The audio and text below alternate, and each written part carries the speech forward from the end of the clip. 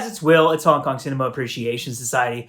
Welcome back to the channel. I hope you're doing well. If you are new to the channel, thank you for finding us. I hope you enjoy this video. Give us a comment and a sub and a thumbs up and all that fun stuff. It would be much appreciated. It is a beautiful day in Los Angeles. I took the day off of work today. I went to Starbucks and I got the Christmas cup. Hell yeah. This is a peppermint mocha. I saw it on the menu and I was like, hell yeah, that's Christmassy. I'm just like really leaning into Christmas this year because why the hell not? I love Christmas. It's so much fun. What else can I tell you? I went for a drive. I drove down to the ocean. I drove up into the mountains. I'm just enjoying the beautiful scenery of Los Angeles today. I'm trying to take it easy. I'm trying to have a good day. And I'm here to talk to you about an awesome movie. Hell yes, the Eureka release of Yes, Madam, or should I say Hell to the Yes, which is more of my trademark. So this is releasing on the 12th of December, I believe, of 2022. This is the final release of the year from Eureka, I believe. Well, I mean, the December release is obviously being their final releases, so this would be the final Hong Kong release from them. And I love this minty. Speaking of my peppermint mocha, minty artwork here. Nummy, nummy, nummy. So appropriate for the holiday season with that minty freshness. So, for some reason, this makes me think of a windbreaker. I've already talked about this, but I think of like an 80s windbreaker when I see that color. So this is the slipcase here, which is a limited edition. And then you pop that out and you have... I did reverse the artwork because, come on, that's freaking awesome. So if you're unfamiliar with this film, it came out in 1985. It's directed by Corey Yuen. Corey Yuen is someone who was, like lifelong friends with Jackie Chan and Sammo Hung and that whole school of people, Yuen Wah and stuff, and he came up with them. And he was a assistant director, a fight choreographer / fight director underneath Sammo and with other people like that. And then he directed this film. He directed Right and Wrongs, which you can see of the Vinegar Syndrome release of right over here. And Fong Sai-yuk went on to direct all kinds of stuff. And this film stars, the cast of this movie, it's insane. It's like a who's who of that era. So we have, conspicuously absent, obviously, Jackie Chan and Yuen Bu, but you have Michelle Yeoh, Cynthia Rothrock, Dick Wai, John Shum, and then Mang Hoi is on here. There he is. James Tien is right there. Fat Chung, and then we have, or Chung Fat. Where's the rest of the, Choi Hark right there, director extraordinaire. Fun story from the interview with Cynthia Rothrock that is on the disc here. She didn't know who Choi Hark was when she was in this movie and she has a scene with him. She just thought he was some guy who was an actor, and then she found out later who he was, and she was like, wait, what? That's that guy from that scene? So there's a lot of fun bonus material on here. This movie is 93 minutes long, and I'm just going to go over the physical aspects of the release to you. Well, first what I'll do, actually, is I'll tell you what this movie's about, just to get that out of the way. Then we'll talk about the physical aspects of the release, and then I'll kind of dive into my review. So, Michelle Yeoh plays a police officer, and Cynthia Rothrock is a British cop who is visiting. She's, like, so American. It's just funny to me, because, like, for some reason, Cynthia Rothrock is just so American to me that it's funny that she's playing a British cop. She's here, and they're here. And Cynthia Rothrock is visiting from Scotland Yard, and this British guy is murdered in a hotel room in Hong Kong. And the Michelle Yeoh and Cynthia Rothrock are investigating the murder, and the Dick Wai obviously is one of the bad guys, and James Tien is one of the bad guys, and Mr. Mustache here is one of the bad guys. And there's like a MacGuffin device involved. As many people discuss on the bonus material here, if you really try to figure out what the plot is about, you might miss, like, it doesn't quite, like, you basically get what's going on, but if you try to, like, micro-analyze it, you're like, wait, this doesn't make any sense, but you get it. Like, there's a MacGuffin device, which is, like, this microfilm, and everybody wants it, and this guy who was murdered had it, and these thieves accidentally stole it when they were robbing his hotel room. They were just looking for cash. They accidentally stole the microfilm, so everyone's after them, and they don't even realize they have it, kind of thing. And so the thieves are played by Mang Hoi and John Shum and Choi Hark. And so that's like that whole plot thread. So it's basically like a cops and criminals movie with bad guys and good guys. And then these thieves who are kind of like the comedic relief who get kind of wrapped up in everything. So to show you the physical aspects of the release, like I said, you get this slipcase here, and then you get the reversible artwork, which I did reverse because that is so badass. And then you open it up and you have more minty green nummy num freshness.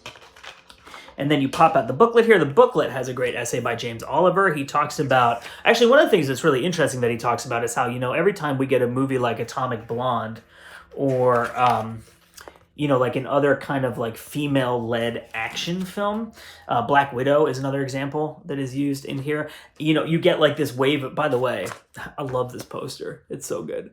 You get this wave of critics who are like, oh, this is correcting, you know, the historical wrong of women never having, you know, started action films and blah, blah, blah, blah, blah. And it's like, I'm sorry, have you never heard of Michelle Yeoh and Cynthia Rothrock and Moon Lee and Yukari Oshima and et cetera, et cetera, et cetera. So he talks about that, which I think is a really interesting perspective. And then he also talks about how it's very interesting that Sammo Hung, who has kind of a reputation for being misogynist among certain people, you know, like he fights women in his films and beats them up, and there's kind of misogynist jokes in his movies and et cetera, came up with the idea for this film. So in essence, Sammo Hung created the entire Girls with Guns genre, and yet, because this, I mean, you could, I think, I would argue that most people would tell you that this is like ground zero for the Girls with Guns films, you know, which was a genre of films in Hong Kong, and then it spread kind of, I think, more around the world in the late 80s, early 90s, which had like Moon Lee and Yukari Oshima and all these amazing performers in there, these actors, and they're kind of like heroic bloodshed type of movies, but they're also kind of martial arts movies, and like and very much in keeping with the style of this film, which is a violent gun movie with lots of martial arts and stunts, and then comedic relief in it as well. So that's kind of a basic overview of what you get there with that. So what I'm going to do is, and let me tell you also, it looks incredible. This is a movie that I'd only seen on like kind of a not great like DVD copy before, and it was kind of scuzzy and the subtitles were bad, and like this looks amazing, the subtitles are amazing. There are certain scenes in this movie where the subtitles are just like the pool scene, the pool hall scene, or snooker, I guess if you're British. The subtitles on the DVD version of this movie that I had seen are completely like it changes the meaning of that scene because the subtitles are so different. So the subtitles are fantastic here, and then there's multiple audio options. There's the theatrical mix, which is Cantonese mono, and there's the home video alternate mix, Cantonese mono, and I watched both of those, and the home video mix is what you might call better. It's like cleaner, but it's quieter. The theatrical mix is kind of like blown out. It's like a little bit distorted. The levels are really high in it. But I really liked that because it reminds me of like the nostalgia. I get the nostalgia of like watching these movies on VHS or DVD, or like seeing them in the movie theaters and seeing like bad copies or old prints, and the sound is kind of blown out and stuff like that. So I really liked that. But I'm sure that there are people out there who would prefer the cleaner one. Or there's also, I think there's like a 5.1 on here too. And then there's the theatrical cut has the option of English 5.1 dubbed audio as well. And then there's an alternate cut of the film on here too, the export cut, which is like 6 minutes shorter, I believe. And the weirdest difference between the two cuts of the film is that the export cut starts with a scene from a different movie, a completely different movie. Where's Officer Tuba, I believe, which has absolutely nothing to do with this movie. And it's like, maybe if you saw that version, you were just like, this makes sense, I guess. It's this cop scene. I'm like, what? But I started watching it and I was like, what is going on right now? Like, this has no relation to... It's really funny. It's definitely worth checking out. So what I'm going to do here is I'm going to talk about my impressions upon rewatching this film, having just watched Righting Wrongs, which I have right here, and having watched a lot of Hong Kong movies from the 80s, late 70s, early 90s over this past year, that kind of whole continuum of the evolution from like the old school martial arts into the more modern stuff, into the gunfighting, the police story type movies, and then into the John Woo type of stuff and that kind of thing.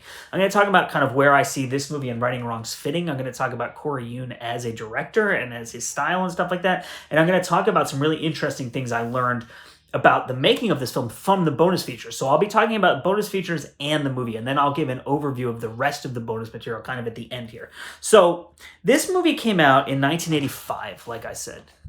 Righting Wrongs came out in 1986. So famous movie that came out in 85 is Police Story, Jackie Chan. Police Story is kind of like, I look at that as being like the ultimate modern action film, because it came out in 85, which is very early in the evolution of these types of action films. And it combined martial arts, shooting, like stunt work, like modern, you know, like vehicular, urban kind of action, car chases and stuff like that.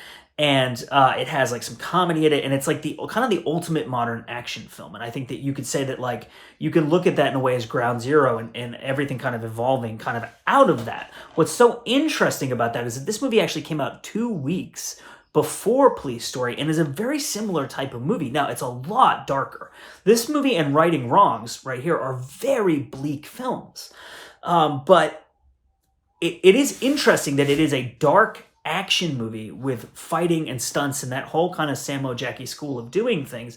And it precedes Police Story, which I kind of think of as like the ground zero for those types of movies in a way, for like from the evolution from Project A and bringing in like the stuff they were doing, the contemporary urban stuff of like the Lucky Stars series and Wheels on Meals and those types of movies. Now, Righting Wrongs came out the same year as A Better Tomorrow. And Righting Wrongs feels a lot like a heroic bloodshed film, and both of these movies have what I will call a decentralized narrative. So what I mean by that is in a typical like Western style action film and in Jackie Chan types of films, like Police Story is a good example of this, you have one protagonist. And that protagonist carries the whole movie throughout the film. And the peripheral characters are really kind of there to support the journey of the protagonist, to provide necessary information if possible, to provide friendships that help you better understand the journey of the protagonist. But they really all exist to support the protagonist. I'm going to have another sip of my coffee. One of the things I love about heroic bloodshed films is they decentralize the narrative. So you don't really have individual protagonists, or even if you do, they're not the only character who affects the trajectory of the story. Corey Yuen almost does this thing that's like, it's almost totally chaotic. Like in this film, for instance, you have essentially two protagonists in Michelle Yeoh and Cynthia Rothrock, which is not unheard of because you have buddy cop movies, right? Co-protagonist type of movies. But then you also have these thieves who are played by Choi Hark and Mang Hoi and John Shum, who their actions affect the movie, and they all act. They're not just like a group that does one thing to service the plot. Each one of them has a strong personality. Like the Choi Hark character, like kind of is like going behind people's backs trying to make deals to make money for himself, and like everyone has agency as a character. Everyone has desires as a person. And they're all pursuing that, and all of the things they do and all of the goals they're trying to achieve are affecting the narrative and conflicting with what the other people are trying to do. And that happens in Righting Wrongs as well. And it's interesting to think that Corey Yuen, in a way, has this kind of narrative style. But in this movie, there's much more comedy. Now, what I learned from the bonus material on this disc is there's two things I learned that play into, I think, the heavy comedy in this movie. One, this was originally supposed to be directed by Sammo Hung. And Sammo Hung is known for mixing kind of serious violence with outlandish comedy, and a lot of times kind of erring more towards the comedy, but bringing the violence into it so that you have kind of like a conclusion. So it's not just kind of this open-ended thing, right? It's not just like a comedy that just kind of ends, but you have like a violent big scene at the end where people are dying and stuff like that. And that's a structural device that Sammo uses a lot. And this movie was originally going to be a Sammo-directed film, and he couldn't do it because he didn't have time, and Corey Yuen kind of stepped in. And you can see Corey Yuen's voice in like the darkness and the violence and the kind of like nihilism and cynicism of this film. In both Yes, Madam and Righting Wrongs, you have protagonists who work for the law. It's a lawyer in this movie. It's cops in this movie who, as this is a tiny spoiler here, but who realize at some point during the movie that the law doesn't work, that the system is broken, that bad people and rich people and powerful people, no matter what side of the law they are on, will take advantage of that system to their own benefit and screw everybody else, and they become vigilantes. That happens in both of these movies. Now, Sammo, according to Mang Hoi's interview, which is on this disc, Sammo conceptualized this movie. The movie was his idea. It was his idea to cast Cynthia Rothrock and to cast Michelle Yeoh, and it was his idea to have two female leads in this kind of like modern gun action movie. And he was looking at this movie from the 60s. I can't remember the name of it off the top of my head. That was like a female-led action film, a Hong Kong movie that he was inspired by. He's like, we should do something like that.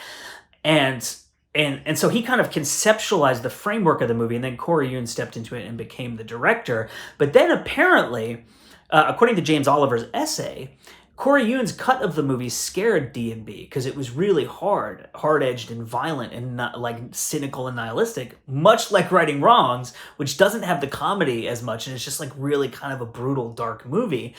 And like the endings of both of these movies, I mean, I would say there's famously 4 endings to Righting Wrongs, but Yes Man and Righting Wrongs both have very cynical endings that I think are like borderline like nihilistic, and kind of like you can't win type of thing. Like there's nothing you can do. There's no way to win. Bad people always win. Good people always lose, no matter what you do. It's almost like this Buddhist thing, right? You just have to give up and go live in the woods because otherwise you're fucked.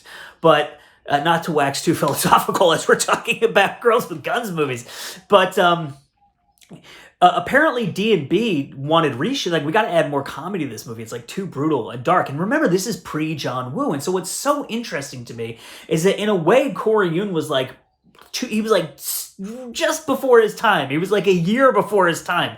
Like, I feel like if his vision of this film without the comedy, with just really the hard-edged, violent stuff in it, had come out 18 months later or whatever, after we had gotten A Better Tomorrow, it would have, I mean, this movie was a hit, but it had the comedy in it. I feel like if you took the comedy out and you put it out after A Better Tomorrow, it would do gangbusters, because movies like City on Fire are so bleak and came out after A Better Tomorrow. It's almost like Corey Yuen knew what was coming, but he was just a little bit too early for it. And I would argue that the serious stuff in this movie is what works the best. Now, I love John Shim, which you'll know if you've heard me talk about him before. Is this guy here. I think he's absolutely hysterical. And I think that he and Mang Hoi are really interesting characters in this movie. The Choi Hart character, who is here, who Arna Venema talks in the commentary track with him and Mike Leader, about how that character is kind of like the archetypal Hong Kong trickster character who you see in a lot of movies. There's something about his character, the way that he interacts with the other characters in the film, that just doesn't quite work for me personally. Those scenes kind of take me out of it. And again, those scenes are not most of the scenes in the film. They're like the minority of the action that you're seeing in the film. There's only like maybe half a dozen of them.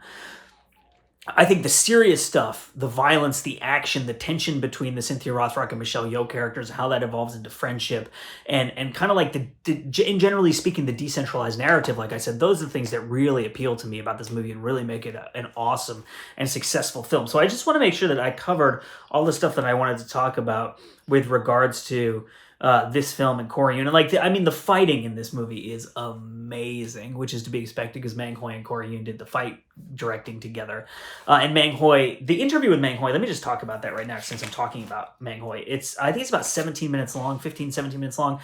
And he talks about, he and Corey Yuen did the fight choreography for Ninja in the Dragon's Den as well, which is like a cult classic banger. Everyone loves that movie. Insane fighting in that film. Is very famous for its fights.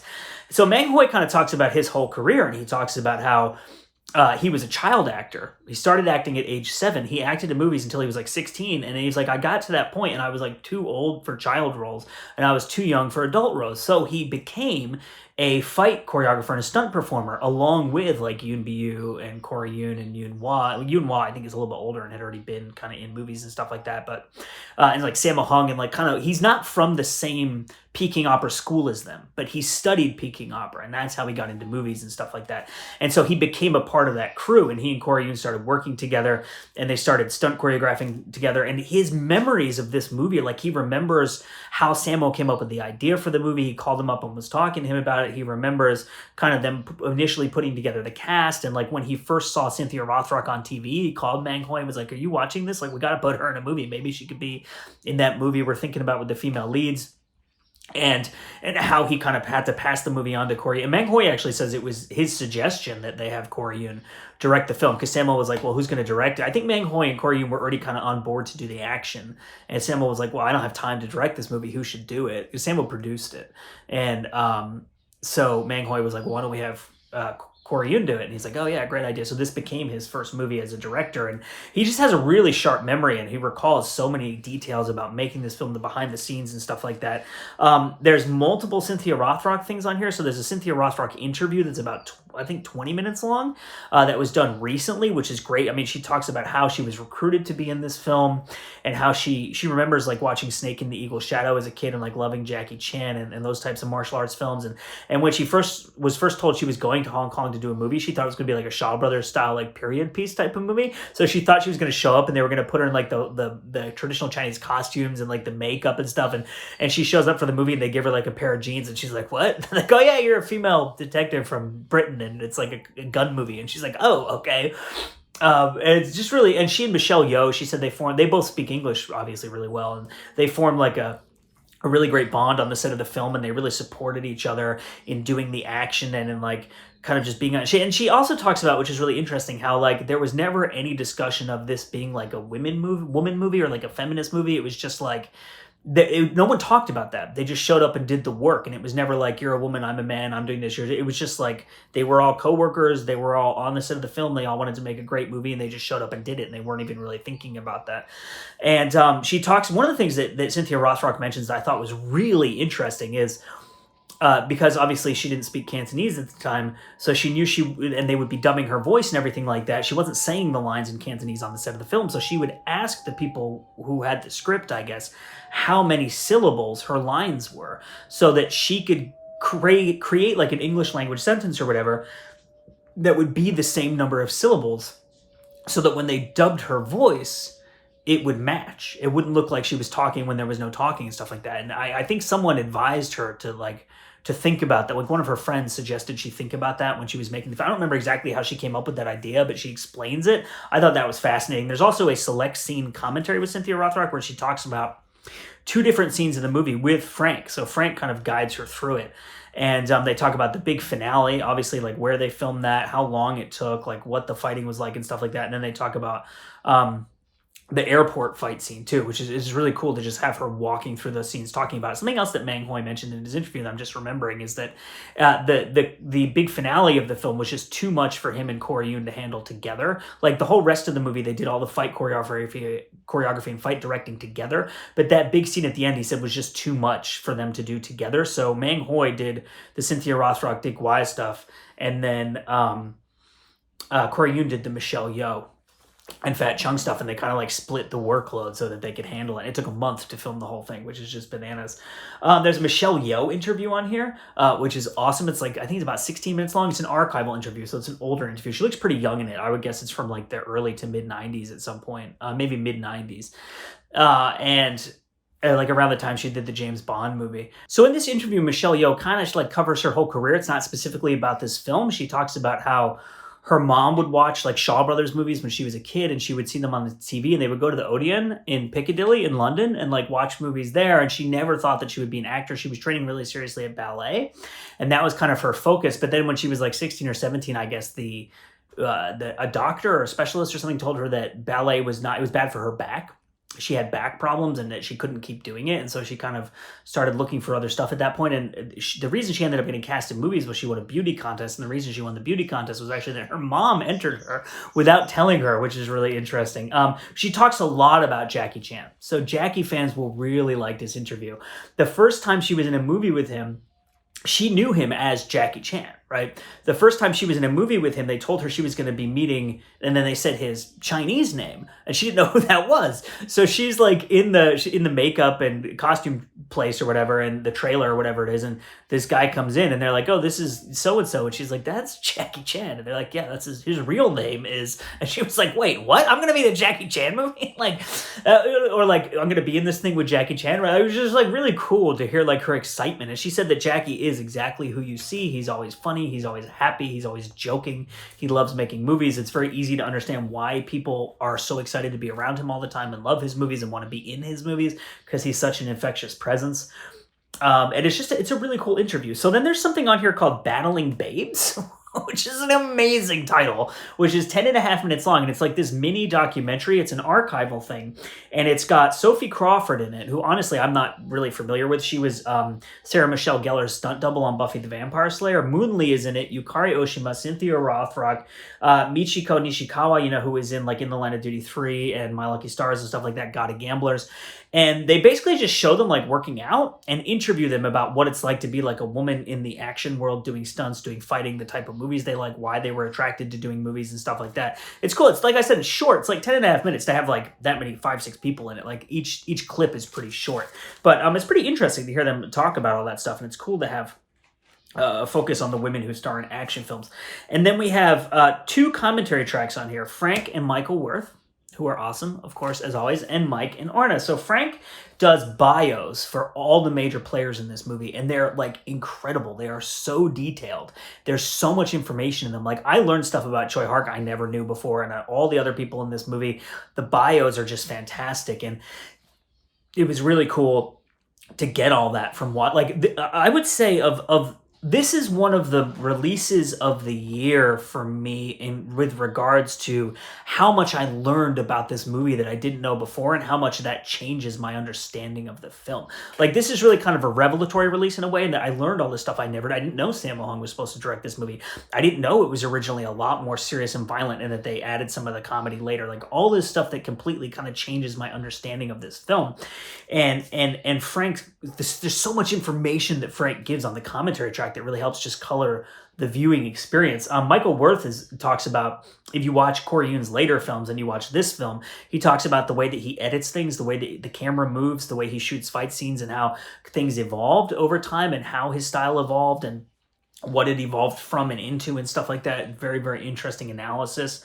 They talk about the In the Line of Duty series and how confusing it is, and the numbering of the films, and how there's another movie called Yes Madam with Moon Lee in it from like 1995, and how confusing that is, and that has nothing to do with the other movies. There's a Dirty Harry homage in here, which is really fun, that I honestly, like, upon rewatching, I was kind of more focused on like looking at the movie with fresh eyes, and I wasn't really thinking about like scene to scene what's going on as much, and you know, like the little details, and I totally missed the Dirty Harry thing, and then they pointed it out. I'm like, oh my god, it's so obvious. And then Bruce Lai, there's a connection between Bruce Lai and Dick Wai. Dick Wai is another one where Frank gives like an amazing bio of him in the commentary track, and then Frank and Michael Wirth have interviewed Bruce Lai in Taiwan, and he's from the same town as Dick Wai, and so they talk about like the connection between the two of them, which is really interesting. They talk about Blackie Ko, he does the motorcycle stunts in this movie, and how he was really famous for motorcycle stunts and driving stunts and Aces Go Places series and like that kind of stuff. Really cool.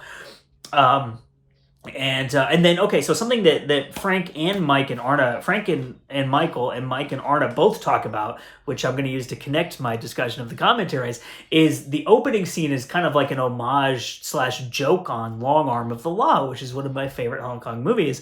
Some of the robbers at the beginning, this movie opens with like a robbery sequence, and then Michelle Yeoh is busting them, and there's like this amazing shootout, there's blood flying everywhere. It's an awesome opening to a movie. It's really fucking fun. And so some of the robbers in this movie who are playing mainland Chinese robbers in Hong Kong are the guys from Long Arm of the Law. So it's like kind of like Mike Leader thinks it's like a joke, like kind of a joking riff on that. Frank Jang says it's more of like an homage to it, and like kind of more of like just kind of like referencing it because it's such a classic movie. It actually came out just a year before this movie. But it's very funny to see like those guys in there and be like, oh my God, that's them. So Mike talks about the Michelle Yeoh's dance training, and like the way that she transitioned from dance to action. He gives like interesting behind the scenes stories about how, you know, because I guess he knows her and he's talked to her before about this. Like the flexibility is different, the strength is different, how you have to recondition your body and stuff. I said Arna, you know, talks about Choi Hark as the archetypal trickster, excuse me, the archetypal trickster in this film. Dick Wai directed a movie called Visa to Hell, which is one of the greatest movie titles ever. I can't believe I've never heard of this movie. I've never seen it. It's apparently really fucking awesome. I didn't know that. Arna brings up something really interesting, which I didn't notice, which is that Michelle Yeoh does not blink or flinch when she fires guns. And that a lot of actors, especially ones who are not used to doing action, you can see them reacting to the gunfire, and she does not at all in most of the scenes in this movie. And that was a really interesting observation. And then one final thing I will leave you with here is there's a staircase in the hotel in this movie where there's a couple shots of people going up and down the stairs, and Mike Leader goes, oh, Van Damme pushed me down those stairs once. So come on, that's an awesome story. How many people can watch Yes Madam and see a staircase and say, oh, Van Damme pushed me down those stairs once? Sure, okay, wish my life was like that.